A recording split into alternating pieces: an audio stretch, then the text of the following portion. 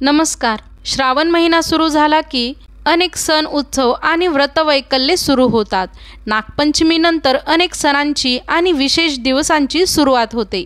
अशातच श्रावण महिन्यात शिवपार्वतीसह भगवान श्री विष्णू आणि श्री लक्ष्मी देवीची देखील पूजा केली जाते। श्रावण महिन्याच्या शुक्ल पक्षातील षष्ठी तिथीला भगवान कल्की जन्मोत्सव म्हणून साजरा केला जातो।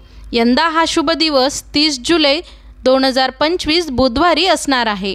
दृष्टांचा नाश करण्यासाठी आणि पापांची मर्यादा थांबवण्यासाठी धर्माची नव्याने स्थापना करण्यासाठी भगवान कल्की कलियुगात अवतार घेतील असे पुराणात म्हटले गेले आहे।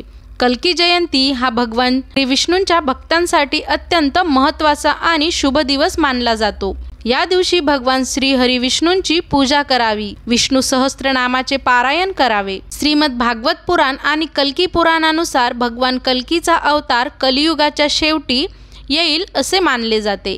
हा कल्की अवतार 10वा आणि अंतिम अवतार मानला जाणार। जेव्हा पृथ्वीवर अधर्म आणि अन्याय वाढेल तेव्हा तेव्हा श्री हरी विष्णू अवतार घेतील असे पुराण ग्रंथांमध्ये सांगितले आहे। भगवान विष्णूचा हा अवतार 64 कलांनी परिपूर्ण असेल। हिंदू पौराणिक देवता विष्णूचा 10वा अवतार म्हटले गेले आहे।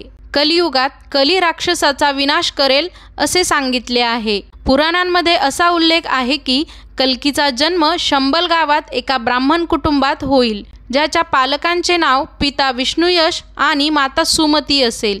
ही घटना कलियुगाच्या शेवटी घडणार असून कल्की देवदत्त नावाच्या घोड्यावर स्वार होऊन जगातील पापींना नाश करून धर्माची पुनःस्थापना करेल। तेव्हापासून सतयुगाची सुरुवात होईल। पुराणात असे म्हटले, भगवान कल्कीचे वाहन पांढऱ्या रंगाचा घोडा असेल। हा घोडा देवदत्त म्हणून ओळखला जाईल।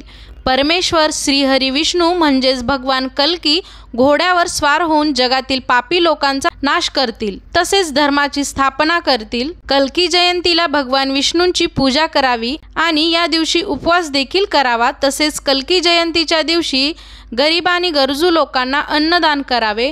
कल्की जयंती केवळ एक उत्सव नाही, तर न्यायाची, धर्माची आणि नवीन युगाच्या आगमनाची आशा व्यक्त करण्याचा दिवस आहे। या दिवशी नामजप, उपवास, भजन आणि दानधर्म केल्याने घरात सुख, समृद्धी आणि शांती येते। अशाच नवनवीन माहितींसाठी चॅनलला नक्की लाईक, शेअर आणि सबस्क्राईब करा। धन्यवाद।